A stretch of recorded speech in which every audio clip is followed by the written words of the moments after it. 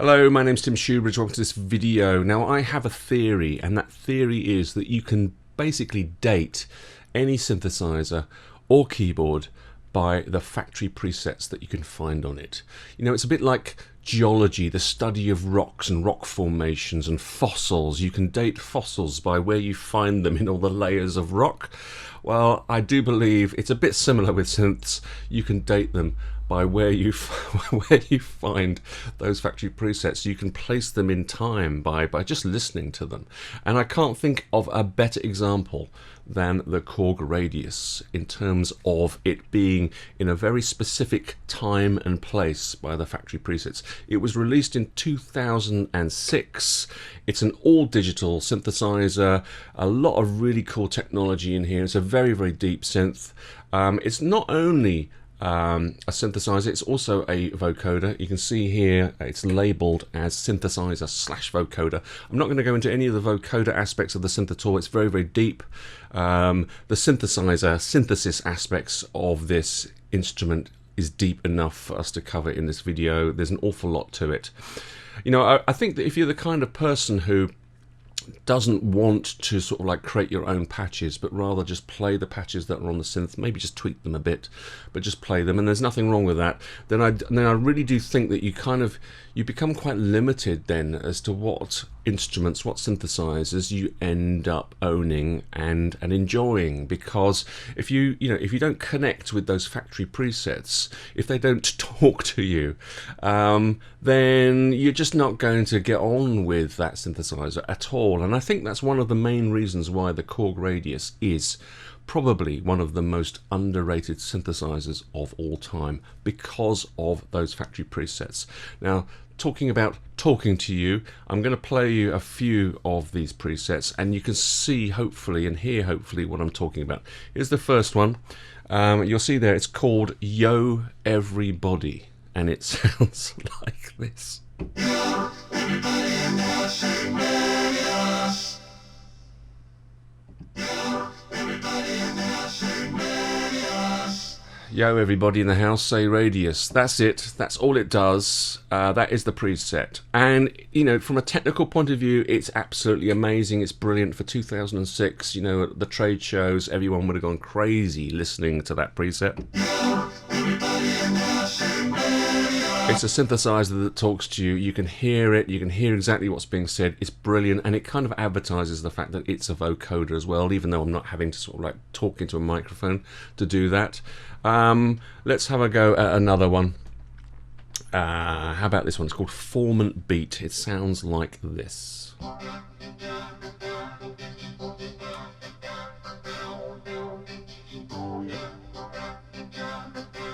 So it's another vocal preset. I believe that is Japanese. I'm sorry if it's not. I can't speak Japanese, so I don't know what it's saying. If it is saying anything legible. Anyway, I'm going to go into all the architecture of this synthesizer, talk about it, go into some details, and try and convince you why I believe it is such an incredible, powerful and wonderful instrument, and that you should own one if you possibly want to and can. But before we go into those details, I just want to sort of like point out one thing while we're listening to this preset here. You see the screen here. It's a really, really lovely, clear screen. Great menu system on board this synth. For 2006, I think the interface is pretty damn good.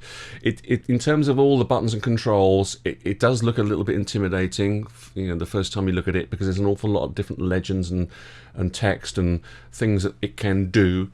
But I must say that I've grown to absolutely love this interface. I think it's really, really well thought out. It's really, really good. I really do actually enjoy using the synth a lot. But if we talk about the screen here, we'll see, okay, what's highlighted there, that is the patch. It's Bank D01, and it's called Formant Beat.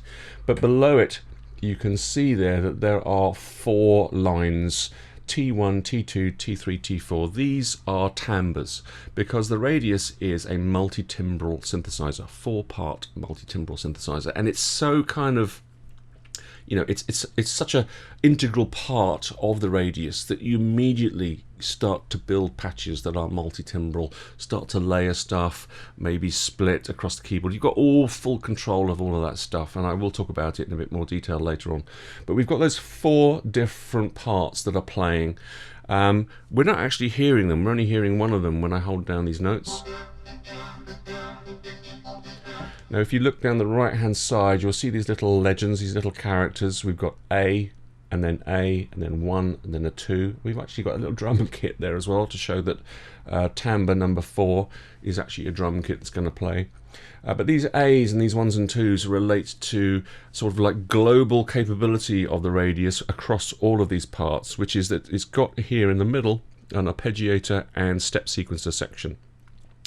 You'll see there we've got arpeggiator, step sequencer 1, step sequencer 2. These step sequencers, they are 32 steps in length, but you can link them, kind of chain them together and have one very long, up to 64 note step sequence if you want to. They are global across the different timbres.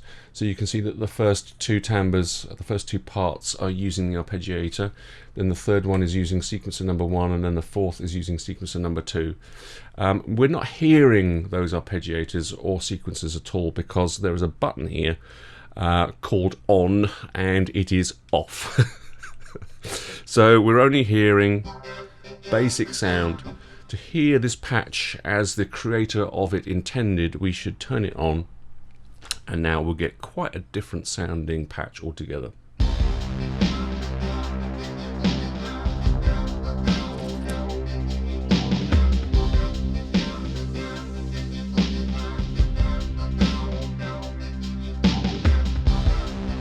We've got the pad playing, we've got a drone bass going on, and we've got that drum track. If I let go of the keys, the vocal stops, the rest of it carries on playing, and will carry on playing until I turn it off. And you can hear those drum sounds. They are really realistic. They're not synthesized, they are PCM samples. And that is one of the really amazing things about the Radius, is that it's not just a vocoder.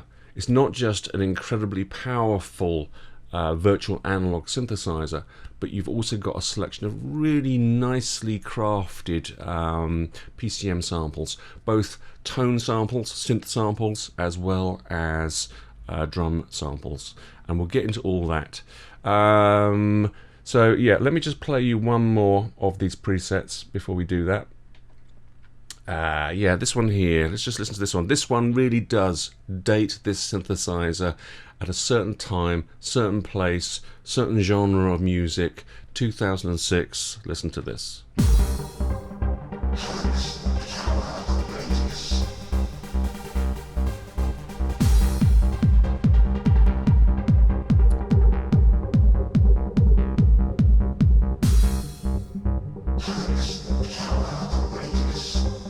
Okay, so I think that's the right time now for us to move on and see if we can harness the power of the Radius.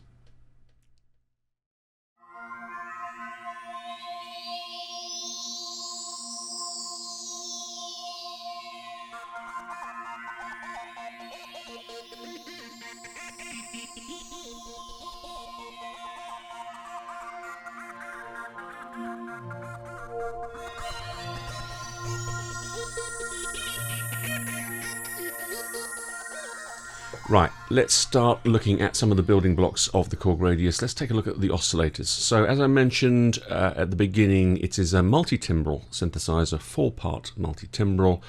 Each of those parts has got 2 oscillators. Oscillator number 2 is a standard sort of like virtual analog oscillator. It's got the standard waveform, sawtooth, square wave, triangle, and sine.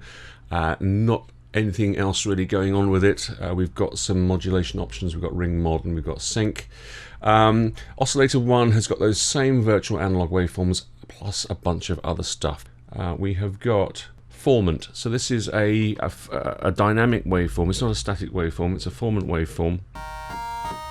Let me play a chord, and then run you through what it sounds like.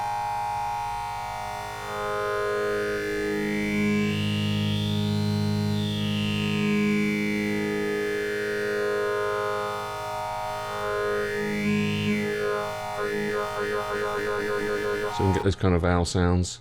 Then we've got noise, standard white noise, but they provide us with a dedicated low pass and high pass filters for the noise.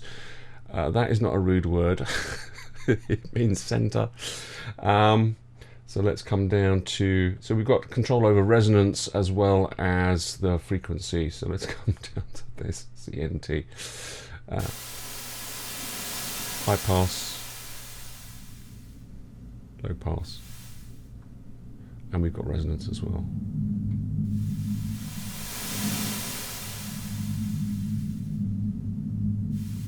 So it's nice to have all that control over the noise for oscillator number one. Then we get on to the really quite fascinating, interesting aspects of the Radius, moving away from kind of classic virtual analog, which is the PCM samples. So we have synthesizer samples and we have drum samples, and you can put drum samples together and create a drum kit. But the synth samples, now there are only 64 of them. But they're not just single samples, what I've discovered. I mean, the very first one that we have here is called EP Stage, so it's EP Stage Piano. Let me just go down to that wave selection there so I can change it. I normally use the big rotary encoder over here on the right, but I'm aware that it's right in front of my camera here, so while I'm playing around with it you can't see anything. So that's why I'm looking a little bit confused about using these controls over here versus over there, but I'll sort that out as I go. But this is a really nice sample, but it's not a sample. Now it's a sample which they've then looped so that it goes on for forever. So if you want to make that sound like a piano, you're going to then have to add some subtractive synthesis techniques to it. You're going to have to apply an envelope to the amplitude, possibly set the filter and provide an envelope for the filter as well. So you get this, you can hear there's that little hard attack to the sample, and then it's just constant. So you need to play around with the synth itself to actually turn that into a real piano sound if you want that. But what I've discovered is that it's not just one sample, it's a whole collection of samples.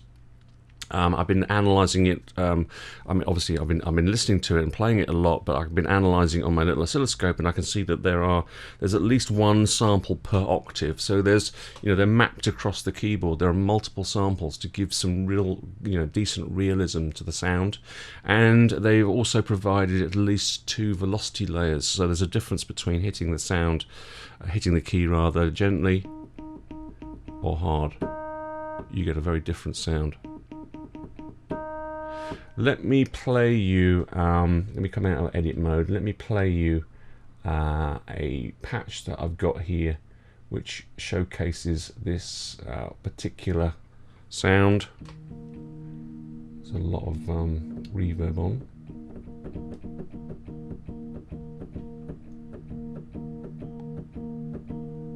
But I really think that this is a very usable piano sound.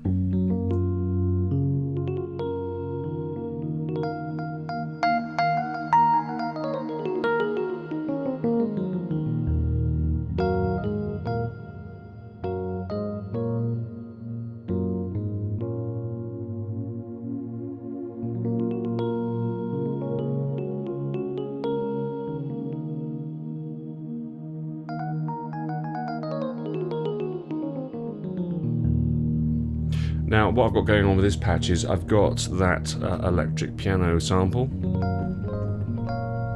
and then in another part, second timbre, number 2, I've got a little pad playing.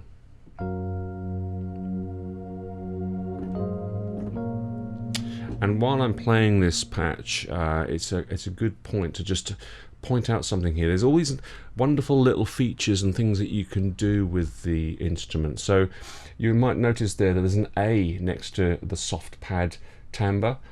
meaning it's being controlled by the arpeggiator, but there's no arpeggiation going on there at all. It's just playing the notes. And what I've done there is I've assigned it to the arpeggiator, but I don't have any arpeggiator defined, so it's just playing whatever I play. And the reason I've done that is because now this button here on the front panel is a very quick way for me to enable or disable that timbre. I can turn it off and then we don't get the pad at all.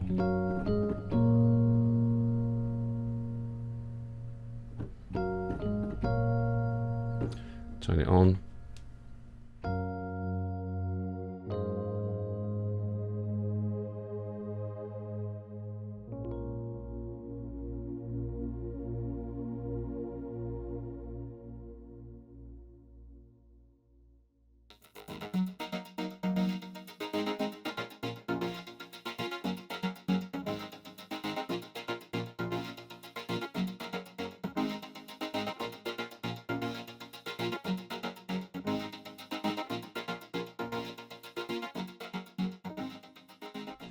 Right, so we've talked about oscillators, let's talk about the filters next. There are two of them in the Radius.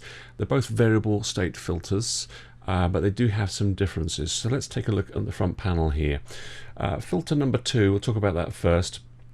We've got a choice here, as you can see, of low pass, high pass, band pass, and we have a comb filter, and so that's kind of, you know, fitting in with the whole kind of vocal leanings that this synthesizer and vocoder have.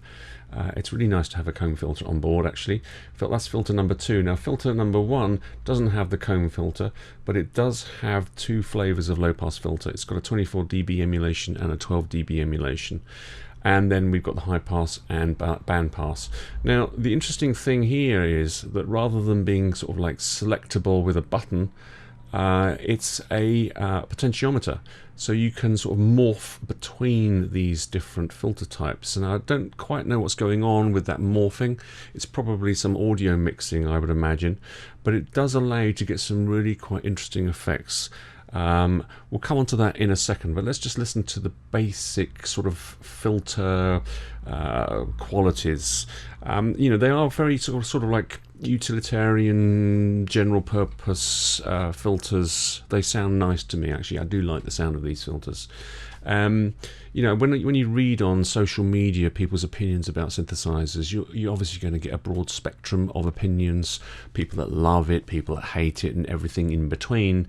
And you will get people that kind of talk about that synthesizer has a specific sound. And I've read some opinions of the Radius that were negative, saying, oh, it's got that kind of sound, I don't like it.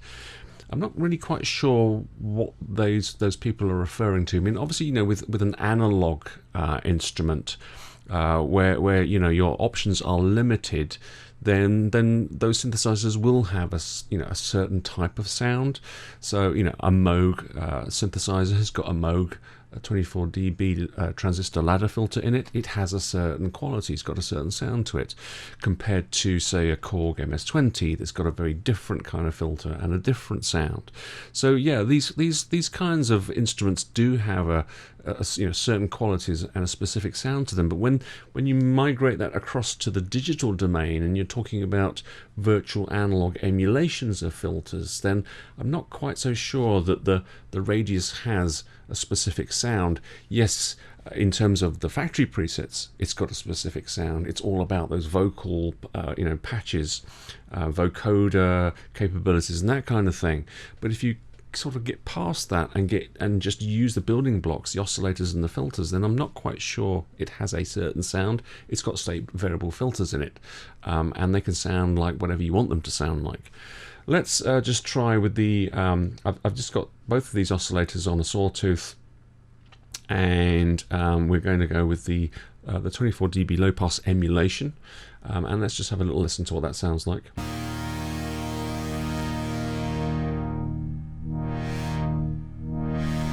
So that's no resonance. Let's crank up the resonance to 12 o'clock, 50%.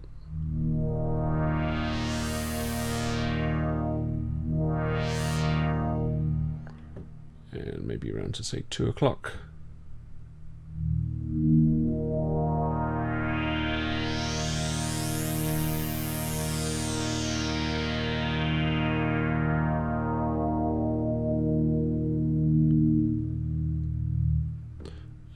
Let's push it a little bit further.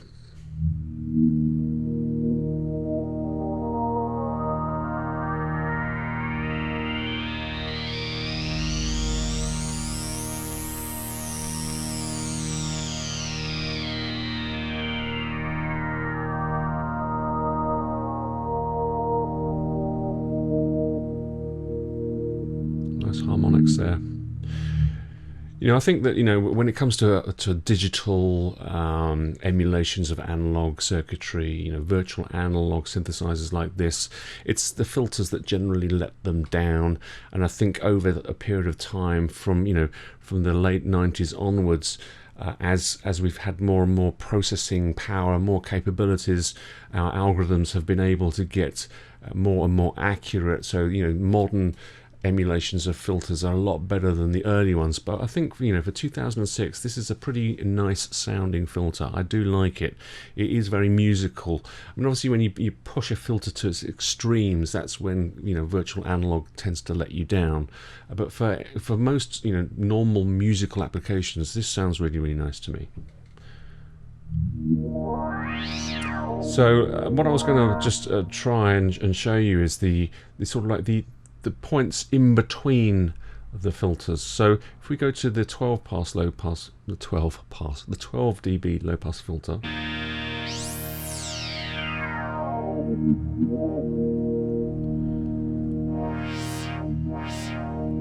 something like that. As I start to move it just in between that setting and the high pass setting, we get that blend.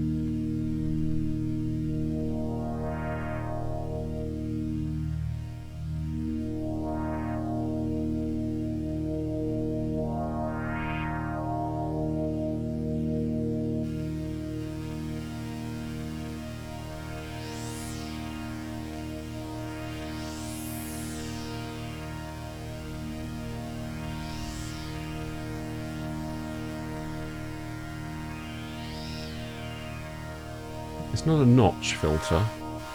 I think it's a blend of those two filter emulations, the audio put together. And obviously you can get a notch out of this because you do have the two filters, so you can set a high pass and a low pass on the different filters, set the frequencies, the cutoff frequencies where you want them to be, and you can create a notch filter that way.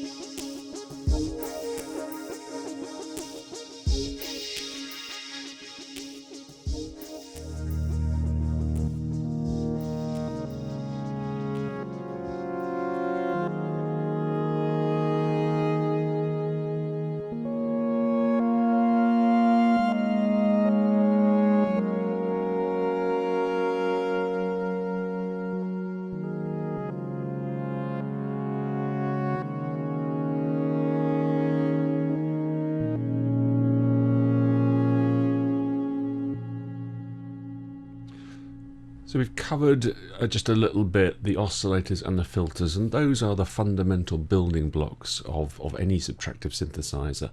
And if they don't sound good, then the synthesizer is not going to sound good.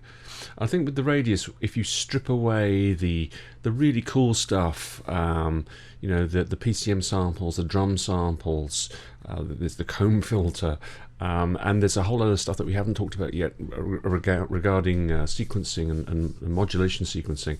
If you strip those away and you just listen to those raw oscillators, those emulated analog waveforms and those emulated filters, then they do have to sound good, and I really do think that they do sound good. This patch I'm playing here has just got a square wave, a sawtooth and a low pass filter, and nothing more than that. 。 . 。 . 。 . . . . . . . . . . . . . . . . . . . . . . . . . . . . . . . . . . . . . . . .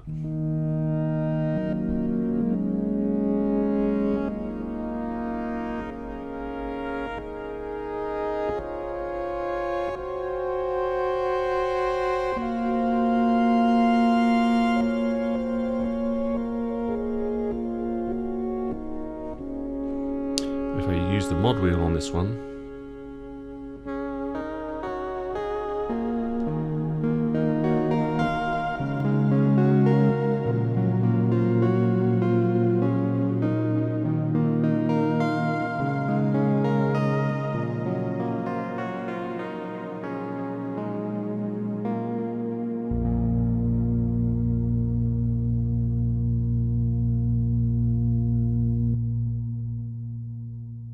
Now, while we've got that patch loaded, it might be a good idea to start talking about modulation capabilities of the Radius. Now, there are some advanced capabilities in terms of modulations.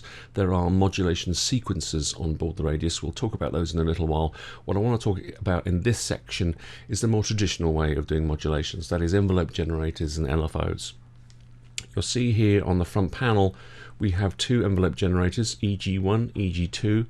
They have filter and amplifier in brackets there. That's because there are hardwired ways of modulating the filter and the amplifier using these two envelope generators, but you can use these envelope generators how you like to modulate what you like. We'll get onto that in a second. There is actually a third envelope generator, EG3. There's no reference to it on the front panel at all, and so I get the impression that it was a bit of an afterthought. I think it was added in firmware, maybe just before the release of the synth, or maybe it was afterwards, I don't know. But the only way that you can actually edit EG3 is through the screen and the menu system and using the value control there over on the right hand side. But it is a fully fledged envelope generator, the same as these two. It's an ADSR envelope generator. So we have three envelope generators and we have two LFOs. You can see them here on the front panel, LFO1, LFO2. There's a variety of waveforms, including sample and hold for sort of random effects. They do differ from one another in a couple of ways. Firstly, where LFO number 1 has a triangle wave, LFO number 2 has a sine wave. And in terms of the square wave, I don't know if you can notice there from the graphic, but the square wave on LFO number 1 is bipolar, whereas it's unipolar on LFO number 2. And it's really handy to be able to have a unipolar square wave for doing pitch modulation, that kind of thing. So we have the choice between them, but other than that, they are identical. Now, how you apply the LFOs and how you apply the envelope generators, there are some hard-coded kind of ways of doing that. Envelope generator number 1 here, there's a dedicated control for adding modulation intensity for the filter section with envelope generator number 1. With the LFOs, there are similar controls for applying modulation directly to the oscillators for pitch modulation and that kind of thing. But there is a general purpose modulation matrix. Now on the Korg Radius it's called the V-patch section here, as you can see, virtual patching, so you know, like using patch chords. It's only got 6 slots in this little mod matrix, which is a bit of a shame. It could be more. But then again, do remember that this is a 4-part multi-timbral synth, so you've got those 6 patch points for each of those parts, so you can come up with some complex sounds and complex modulations going on. So we have our 6 slots. It's very straightforward to use. We specify a source and a destination, and then we have an intensity amount which can be plus or minus. I think there are approximately 15 different sources, 15 different destinations. So that, you know, there's quite a lot of modulations you can do here. It's not the most comprehensive in terms of a mod matrix. But one of the things you can do with a mod matrix, one of the destinations is one of the other entries in the mod matrix, one of the other patch points. So for example, I could use patch point number 3 to modulate the intensity of the modulation going on in patch point number 2 or number 1 or whatever it is, and that is actually a very cool feature, and that's very, very powerful. This patch that I've got going on here, I actually have been fiddling with it, so I'm going to move off of it and move back to it again. This patch here is actually using what I've just described, using a patch point to modulate the intensity of another patch point. I don't know if you can hear that, there's a very, very slight vibrato.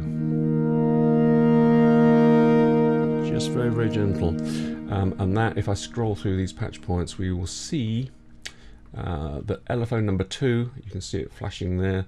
It is modulating the pitch just very, very slightly. So that's patch point number 2. But if we move on to patch point number 3, now what this is doing, the source is the mod wheel and the destination is patch 2 intensity. So the destination is the intensity of that previous modulation that I've set up there. So it's actually going to increase that vibrato effect as I turn up the mod wheel.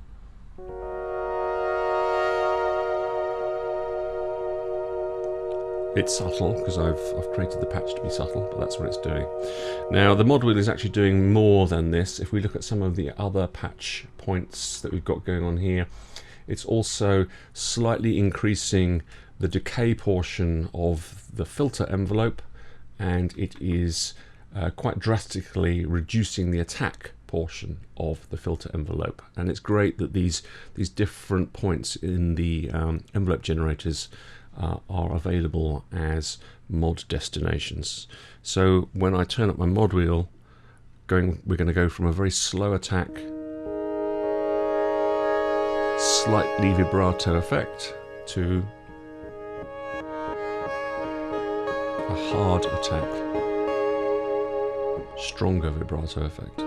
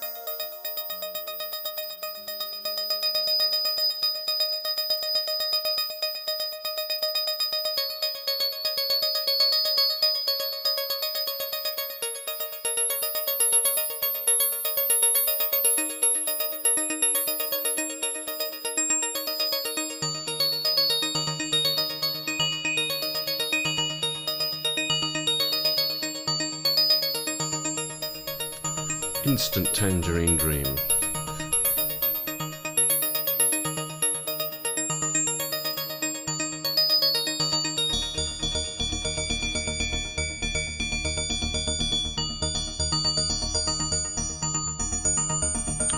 Right, let's turn it down a bit. This is a point in the video where we start to talk about some more of the really cool features of the Radius. I think they're really cool anyway. You know, as far as the sort of like the standard VA side of the synth is concerned, it's nothing to write home about. There's plenty of other synthesizers that have equivalent functionality in terms of oscillators and filters and modulation capabilities. Yes, the Radius does have PCM samples, and they really are very nice. They're not just single samples, as I've said. There are whole collections of samples that play together to get some really lovely sounds, so it's very, very usable. But I think the real power of the Radius is from its motion modulation sequencing kind of capabilities. As I said at the beginning, it's got an arpeggiator, it's got 2 step sequences. Those step sequences I haven't mentioned, but they are polyphonic step sequences, up to 32 steps each. You can have them whatever number of steps you want. If you want more than 32, you can link them together and then have a single sequence that's 33 up to 64 steps. But they are polyphonic sequences, as in you can record up to 8 notes for every single step. So you can create some really quite wonderful sort of like ambient pads and chords going on. different riffs that you want to have going on. It's really very, very powerful in terms of the sequencing capabilities. What we're just going to have a look at here is actually the arpeggiator, and the arpeggiator is very, very similar to the sequencers, which I'll hopefully be able to show you. We're listening to it now, maybe a bit too loud. We've got standard sequencer kind of controls, as you'd expect. We have got on off, we've got a latch, so that's why I've let go and it's still playing. There are some different arpeggiator settings, and we'll go into the menu system. I'll show you that. So let's go and edit this patch. And then, I haven't shown you this yet, but all along the bottom there, these buttons, which can be a keyboard. You don't have to have it hooked up to a MIDI keyboard if you don't want to. You can switch to keyboard mode over here and then play these as a little mini keyboard. So you could take the synth anywhere you like, as long as you've got mains power, and build patches and play it. So this is pretty cool. But it's also a convenient way of accessing the menu system and getting to all the different sections within the menu system, which makes the whole menu system a lot more, easy to use and less draining mentally.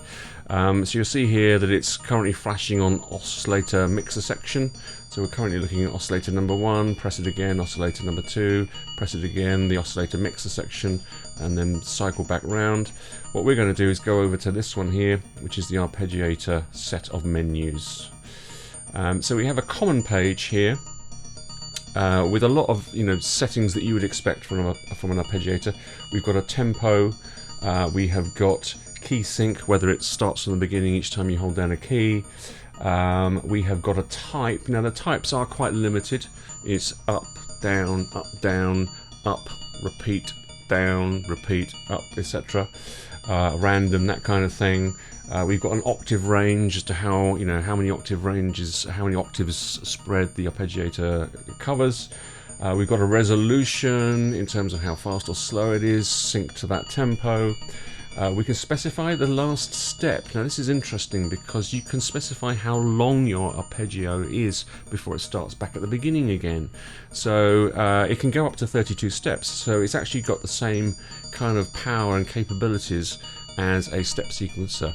The only difference is it is choosing the frequencies of the notes to play rather than you choosing them. So it's got a step sequencer, and what that allows you to do, and that's what's playing with this particular patch, is it's allowing you to then choose which of those steps plays a note and which of them doesn't. I'll come on to that in a second. Let's just keep going down this list of options we've got here. You can specify the gate time and an amount of swing for your arpeggio, and then we have two parameters here: scan bottom, scan top. That's basically specifying the note range that will trigger and be used by the arpeggiator. So you could have the arpeggiator only being sort of triggered and affecting the notes that you play, say in the upper half of the keyboard or the lower half, or whatever you want to do. So you do have a lot of flexibility around when the arpeggiator plays. That's the end of the common section. Let's switch to the next page, and this is what I was talking to you about before. These zeros and dashes are showing when a note in the arpeggiator sequence is going to trigger a note, and that's why we're getting that rhythmic sound.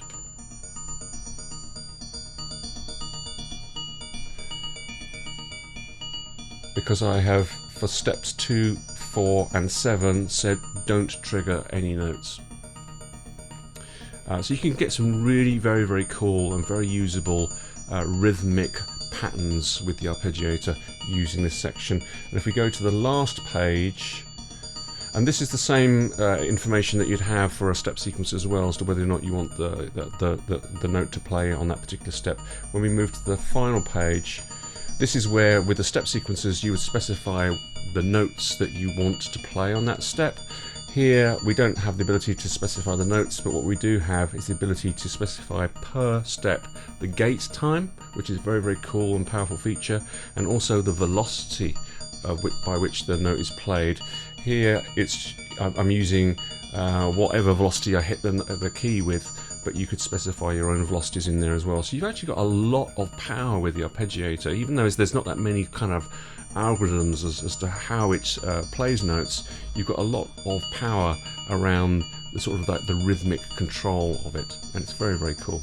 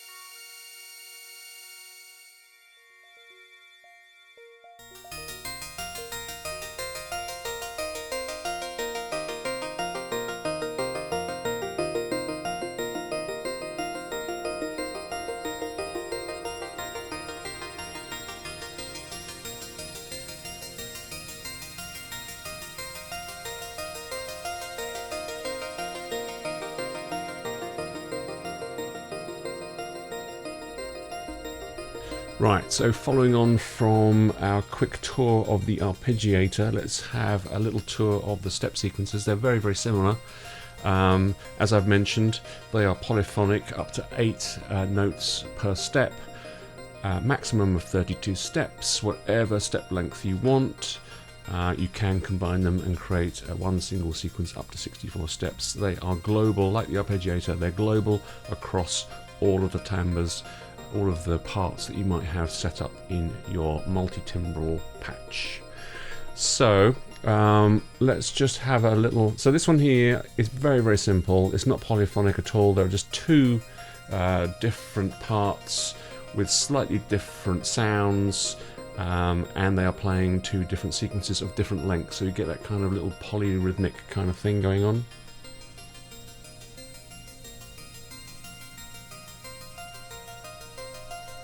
And I've got some very slow modulation of the filters on both of those patches as well, which is why you can hear it's kind of drifting in and out a bit. Let's just have a quick look at one of those particular sequences and show you what you do to set them up. Let's go to edit mode again, and along the bottom here we've got an option for step sequence.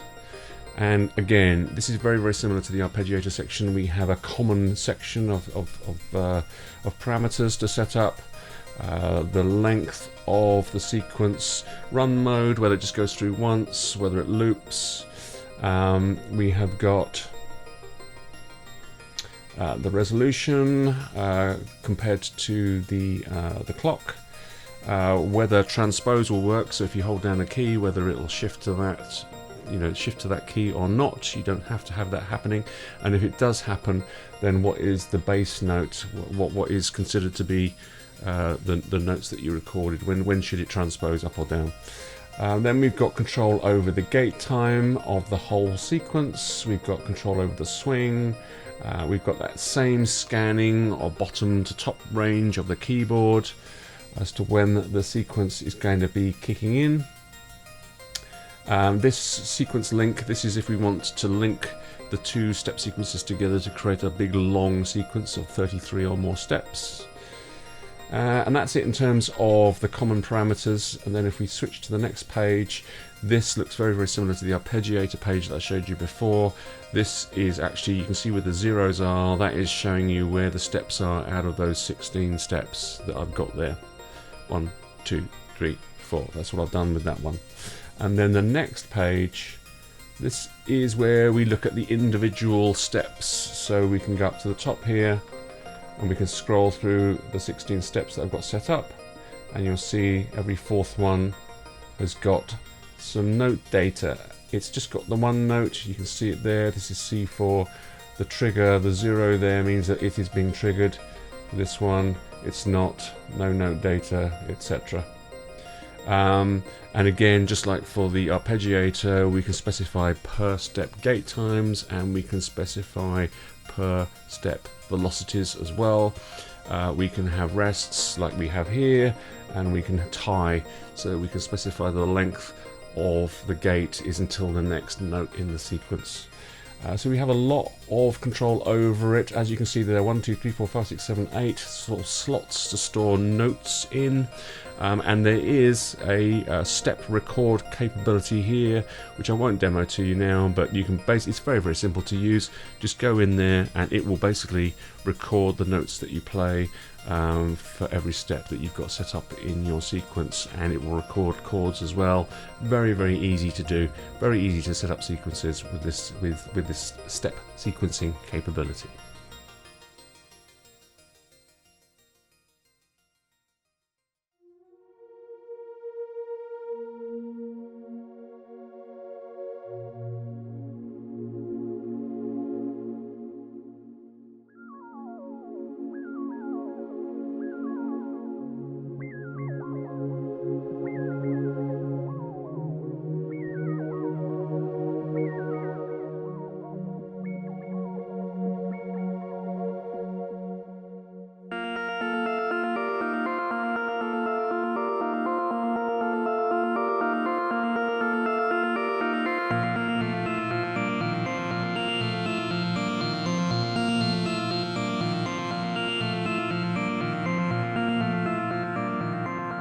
Right, so we've talked about step sequences. It's time to talk about 3 more sequences, or in fact 12 more sequences to be precise, because each of the 4 parts in your 4-part multi-timbral patch can have their own 3 sequences.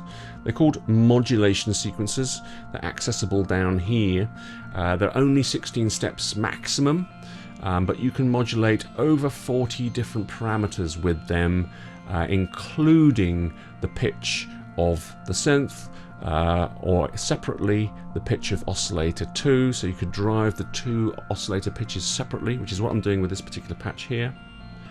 And then you can modulate basically any of the front panel controls that you can tweak, some parameters that aren't on the front panel, and you can even modulate the intensity of the modulation matrix routings, the V-patch routings that you've set up previously. So it can get very, very complicated and very, very powerful.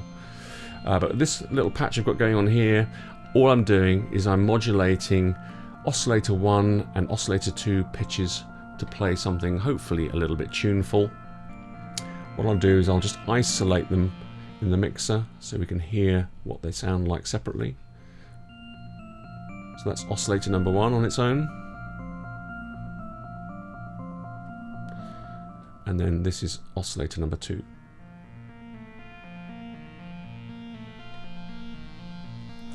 And then let's blend them together.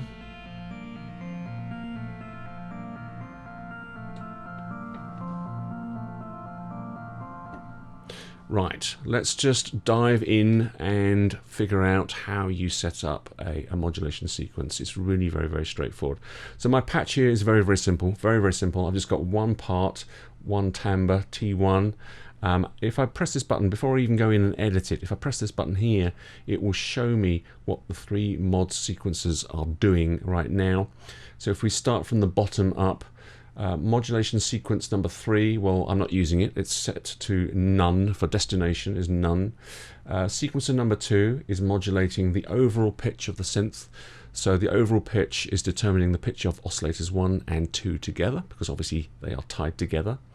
But then what I'm doing with sequencer number 1 is I am modulating a parameter called osc2sem. That's oscillator 2 semitones, which is this control here. So I'm independently setting how much above or below the overall pitch of oscillator 1 oscillator 2 should play. So by using these 2 parameters together, I can actually get these 2 oscillators to play completely different notes from one another, and come up with something musical. Let's go into edit mode, and I'll just show you what the pages are for the mod sequencer section. So we have a button here, mod sequence, takes me to that section. We have a common page, just like we have for the Arpeggiator and the step sequencers. In this common page we can set the overall length of the sequence and the speed of the sequence. Speed is resolution. Now there is a limitation with the 3 modulation sequences inside any particular part, and that is they have to be of the same length and they have to play at the same speed. That's the only limitation. Between parts they could be different lengths and different speeds, but for one particular part those 3 sequences have to be same speed, same length. So we set the length and the speed here in the common section. We also specify whether the sequence is going to be going forwards or backwards, whether it's looped or whether it's just a one shot, and we can also specify how to trigger that sequence from this common page. And then we have 3 pages for each of the sequences in turn. So you'll see there that top parameter knob, well, that is what we want to automate.